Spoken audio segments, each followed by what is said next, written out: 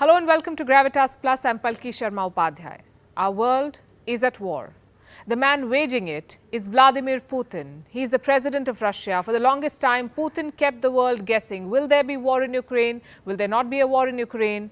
Then one morning, he decided to shock the world. He invaded Ukraine and dared the world to stop him. If you interfere from outside, you will face consequences, he said. Consequences greater than any you have faced in history. Where does Putin get this nerve from? In 2008, he sent troops to Georgia. In 2014, he annexed Crimea. It's 2022, and Vladimir Putin has single-handedly put Europe in a spot. He has launched a multi-frontal attack on Ukraine. People are calling Putin the new Hitler, the Nazi dictator who wanted to unify Greater Germany. So he sent Nazi troops in the area between the Third Reich and the Sudetenland region in Czechoslovakia.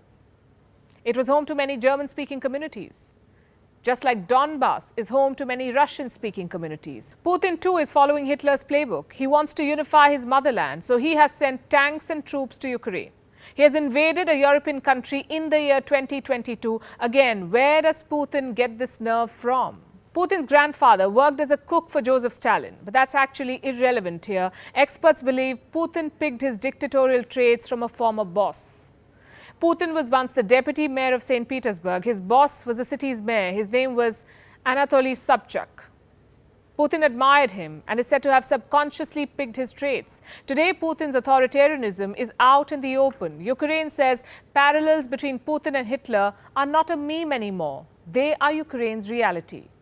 You see, if we have to understand the war in Ukraine, we must first understand Vladimir Putin, the man who is pulling the strings of this war. What's in his mind? What has shaped his life? So where do we start? You would know that Vladimir Putin was once a KGB agent. KGB was the Soviet spy agency. When Putin was training for it in 1975, his trainers found out a flaw in the young man. They said Putin had a diminished sense of danger. In other words, what may seem dangerous to you and me may not seem dangerous to Vladimir Putin. He acknowledges this in his biography. He says back in his KGB days, a negative trait often ascribed to him was his lowered sense of danger. The spy agency considered this a very serious flaw. Well, they were not wrong. Look at what's happening now. Putin's dangerous invasion in Ukraine. Which leader today would dare to send tanks into another country? Which leader would be unafraid of repercussions? Putin has been exhibiting this diminished sense of danger since his childhood.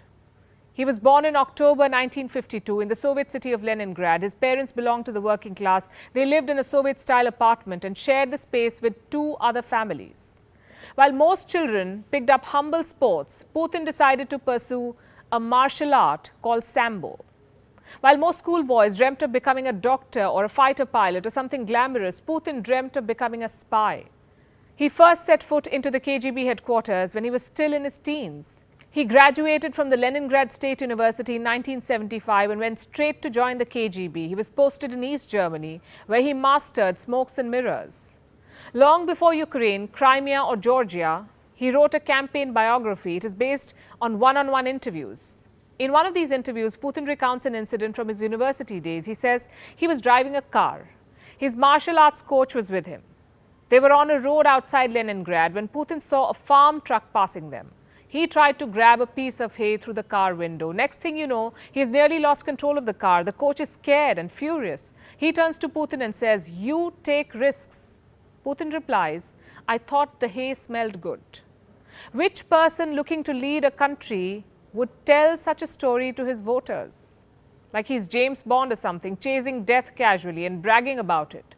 Which leader would project himself as impulsive? This book I'm talking about was published in the year 2000, the year Vladimir Putin became the president of Russia for the first time. Things had changed rapidly for him since the collapse of the Soviet Union. In 1991, Putin became the deputy mayor of St. Petersburg. In 1997, the deputy chief of the presidential staff. A year later, the head of the FSB, the new spy agency, the successor of the KGB. Putin was heading it. In 1999, he became one of Russia's first deputy prime ministers, then prime minister, and then president. His career soared as Russia's reputation tanked. Boris Yeltsin, Russia's first president, was corrupt, drunk, and a laughingstock. Plus, Yeltsin was too close to the West for Putin's taste. You see, while the Cold War was over, its legacy remained, and Putin, a former Soviet spy, could never really get himself to trust the West. He could not ignore the fact that the NATO was growing, that all of these countries had become a part of this alliance. Even back in 1999, Putin feared that NATO would expand, go on to include ex-Soviet republics, and ultimately surround Russia. He was frustrated that Yeltsin was not doing enough to contain the NATO. Putin dreamt of a Russian state, one that would be independent, influential, and feared. Chechnya gave him the opportunity to build that dream state. The region had broken away from Russia, and Chechen rebels had become a nuisance. In 1999, a series of blasts rocked Russia. More than 300 people were killed across several Russian cities. Putin was the prime minister. He began naming, shaming, and blaming Chechens on live television. He started holding regular press briefings. He would whip up nationalistic emotions, call Chechens mad dogs. Putin vowed to avenge the blasts. Soon his approval rating soared from 2% before the bombings to 45% after them. Reports then emerged that Putin may have faked these bombings, that KGB agents could have planted the bombs. Why would they do that? To help Putin's popularity.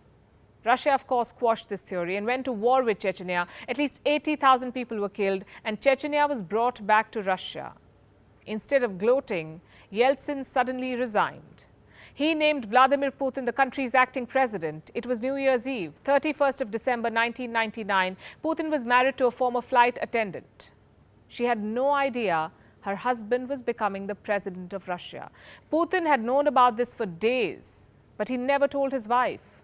He did not tell her he would be the next president. That's how secretive Vladimir Putin can be. Reports say the Russian parliament had no clue about his plans of invading Ukraine either. Yes, he asked for permission to send troops to foreign lands, but the lawmakers never thought he would actually attack Ukraine. In fact, Putin never even needed that permission. He is the commander-in-chief of the Russian armed forces. He can send troops wherever he likes. So going to the parliament was a stunt. And Putin likes stunts. He once dived deep into the Black Sea, came up with 2 ancient Greek urns. Putin said he fetched the relics from the floor of the Black Sea. It was later revealed the show was staged. We have seen Putin fishing, arm wrestling, posing bare-chested, riding a horse, a Harley-Davidson, showing off his butterfly skills in water, co-piloting a jet, attaching a satellite transmitter to a tiger, hunting. It seems Putin can survive the wild better than Bear Grylls. Putin is talented. He's tough. He's also the controller of facts and the teller of his own story. Just like his story of Ukraine, one where Russia is the victim. The people of Donbass are victims, and a democratically elected government in Kiev is full of Nazis. So Putin has decided to send troops on a denazification mission. Buildings have been flattened, innocent civilians have been killed. Why? Because the Russian president thinks Ukraine and Russia are one, and he does not let anything come between him and his motherland. Even if